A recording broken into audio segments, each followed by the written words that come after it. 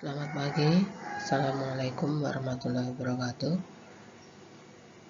Om Swastiastu, Namo Buddhaya, salam kebajikan, dan salam sejahtera bagi kita semua.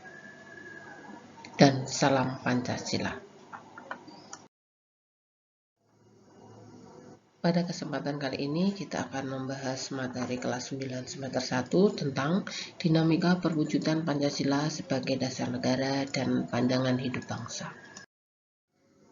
Materi kali ini adalah penerapan Pancasila dari masa ke masa, yaitu berawal dari kemerdekaan bangsa Indonesia hingga pada masa reformasi.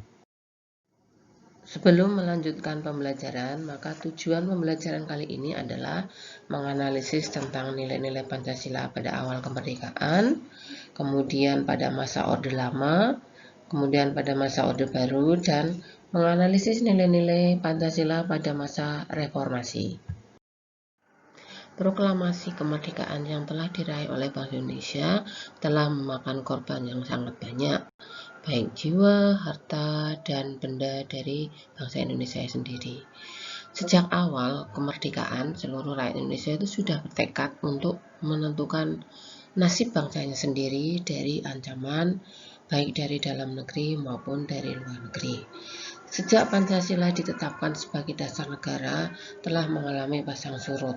Berbagai tantangan, ancaman telah berhasil diselesaikan atau diselamatkan dengan kesaktian dari Pancasila itu sendiri. Sekarang kita akan mempelajari bagaimana penerapan Pancasila dari masa ke masa. Kita akan mempelajari penerapan Pancasila pada awal kemerdekaan, pada masa Orde Lama, pada masa Orde Baru, dan pada masa reformasi. Sekarang kita awali pada masa awal kemerdekaan. Penerapan Pancasila pada awal kemerdekaan mengalami pasang surut. Penerapan Pancasila sebagai dasar negara dan pandangan hidup bangsa mengalami berbagai masalah. Ada beberapa upaya-upaya untuk mengganti Pancasila sebagai dasar negara serta terjadi penyimpangan terhadap nilai-nilai Pancasila.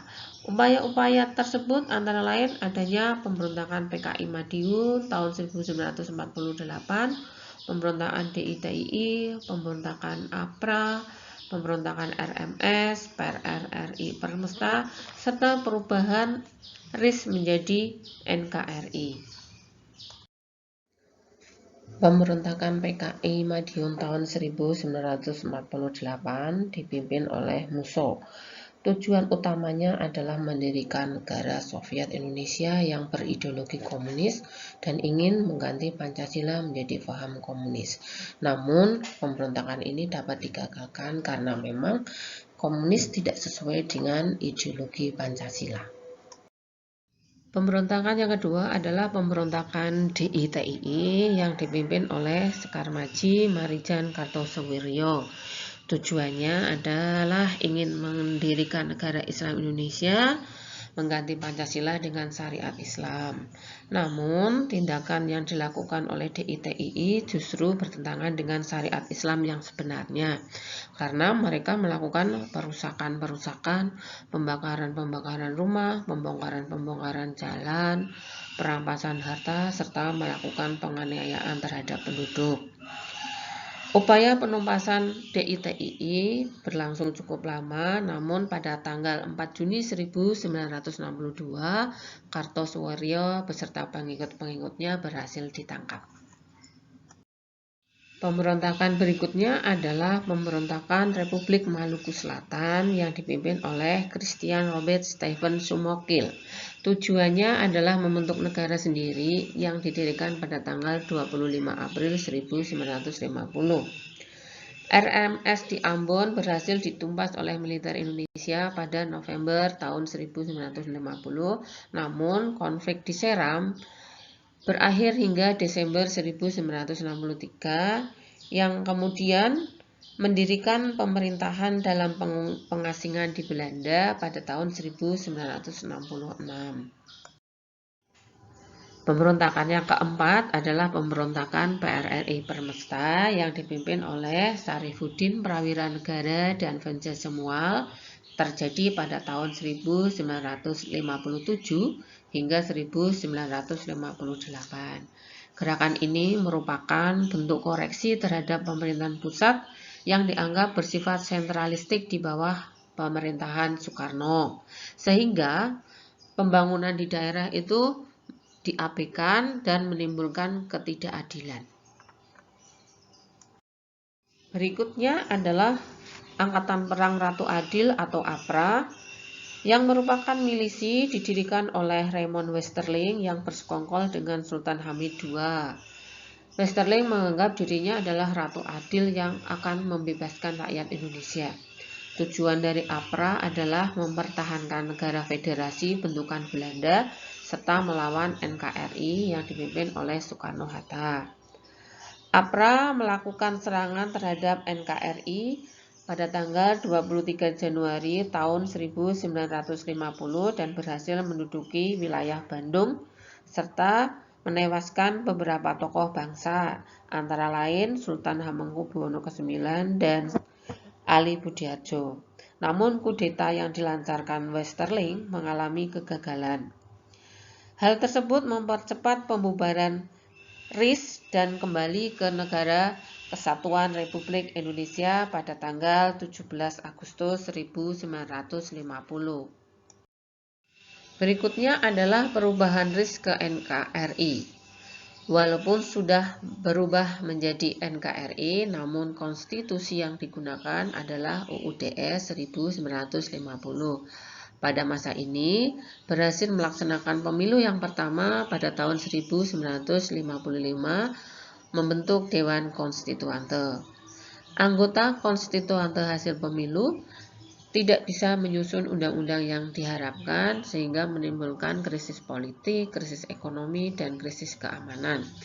Sehingga pemerintah mengeluarkan dekret presiden pada tanggal 5 Juli 1959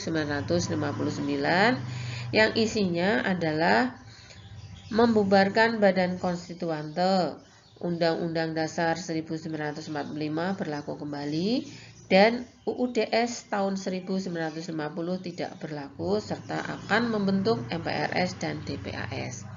Pada periode ini, dasar negara yang digunakan Pancasila, namun penerapannya cenderung ke arah ideologi liberal yang ternyata tidak bisa menjamin stabilitas pemerintahan. Itu tadi adalah beberapa upaya yang dilakukan gerakan separatis dalam rangka mengganti Pancasila sebagai dasar negara. Kemudian kita akan melangkah pada masa berikutnya, yaitu pada masa Orde Lama sekitar tahun 1959 hingga tahun 1966. Masa Orde Lama dikenal dengan demokrasi terpimpin. Demokrasi terpimpin dicetuskan oleh Presiden Soekarno karena banyaknya gerakan separatis yang menyebabkan ketidakstabilan negara, kemudian tersendatnya pembangunan ekonomi, sehingga menyebabkan pergantian kabinet dan program pembangunan tidak bisa berjalan dengan utuh. Walaupun konstitusi sudah kembali ke Undang-Undang Dasar 1945, namun pelaksanaannya masih terdapat penyimpangan terhadap Undang-Undang Dasar 1945. Penyimpangan-penyimpangan yang terjadi antara lain Presiden Soekarno ditetapkan sebagai presiden seumur hidup. Kemudian Presiden mengeluarkan penetapan Presiden untuk membubarkan DPR hasil pemilu tahun 1955. Presiden membentuk MPRS yang anggotanya adalah anggota DPR GR, utusan daerah, dan utusan golongan yang diangkat dan diberhentikan oleh Presiden. Pada periode ini terjadi pemberontakan PKI. Pimpinan DNID pada tanggal 30 September 1965 dengan tujuan menjadikan negara Indonesia sebagai negara komunis dan mengganti Pancasila dengan paham komunis. Namun, Pemberontakan ini berhasil digagalkan dan semua pengikutnya mendapatkan hukuman. Pemberontakan PKI berakibat dengan dibubarkannya PKI dan dianggap sebagai organisasi yang terlarang. Demikian juga Presiden Soekarno berganti kepada Soeharto sebagai presiden dan kita masuk pada masa Orde Baru yang dimulai sejak tahun 1966 hingga tahun 1998. Era baru dalam pemerintahan dimulai setelah melalui masa transisi antara tahun 1966 hingga 1968 ketika Jenderal Soeharto dipilih menjadi presiden. Era ini dikenal dengan nama Orde Baru dengan konsep demokrasi Pancasila. Visi utamanya adalah melaksanakan Pancasila dan Undang-Undang Dasar Negara Republik Indonesia tahun 1945 secara murni dan konsekuen. Pada masa pemerintahan Orde Baru, pembangunan nasional dapat dilaksanakan secara bertahap dan berkesinambungan melalui realita yang tertuang di dalam GBHN. Namun pada masa ini terjadi pembatasan kebebasan berpolitik dengan jumlah partai politik yang terbatas, hanya ada 3 partai saja, yaitu P3, Golkar, dan PDI. Dibatasinya kemerdekaan pers, kebebasan berpendapat, terbukti dengan kasus pemberedelan beberapa surat kabar hingga pencabutan izin penerbitan.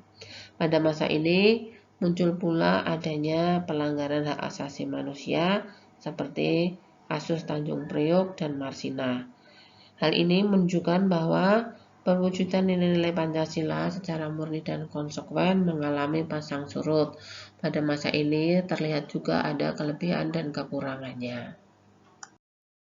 Setelah Presiden Soeharto turun dari jabatannya, kemudian diganti oleh B.J. Habibie, maka memasuki masa reformasi, yaitu sejak tahun 1998 hingga sekarang. Pada masa reformasi, penerapan Pancasila tidak lagi dihadapkan pada ancaman pemberontakan, tetapi pada kondisi kehidupan masyarakat Indonesia yang serba bebas. Kebebasan itu antara lain kebebasan berekspresi, kebebasan berbicara, kebebasan berorganisasi, dan kebebasan berpolitik. Kebebasan tersebut di satu sisi dapat memacu kreativitas masyarakat, namun sisi lain juga akan mendatangkan dampak negatif. Dampak-dampak negatif itu antara lain timbulnya kebebasan yang tanpa batas, sehingga memunculkan pergaulan bebas, komunikasi yang tidak beretika, peredaran narkoba, anarkisme hingga vandalisme, serta memicu terjadinya perpecahan dan penurunan moral bangsa. Tantangan lain adalah menurunnya rasa persatuan dan kesatuan di antara warga negara Indonesia yang ditandai dengan adanya beberapa konflik di daerah, tawuran antar pelajar, dan tindakan kekerasan yang dijadikan untuk menyelesaikan permasalahan. Selain tantangan tersebut, bangsa Indonesia dihadapkan pada perkembangan dunia yang cepat dan mendasar seiring dengan berpacunya perkembangan bangsa-bangsa di dunia. Cita-cita bangsa Indonesia dalam mewujudkan masyarakat yang adil dan makmur berdasarkan Pancasila dan Undang-Undang Dasar 1945 harus selalu menjadi semangat untuk mencapainya, sehingga diperlukan adanya kewaspadaan dan kesiapan untuk menanggulangi berbagai macam penyusupan ideologi lain yang tidak sesuai dengan Pancasila. Untuk itu diperlukan adanya komitmen bersama seluruh rakyat Indonesia untuk mempertahankan serta melestarikan nilai-nilai Pancasila dalam kehidupan sehari-hari di segala aspek kehidupan. Demikian penjelasan kali ini. Terima kasih. Kita jumpa lagi pada pertemuan berikutnya. Menyerah akan selalu lebih mudah di saat kita putus asa, namun harapan akan membuat kita mampu bertahan dan bangkit. Salam Pancasila.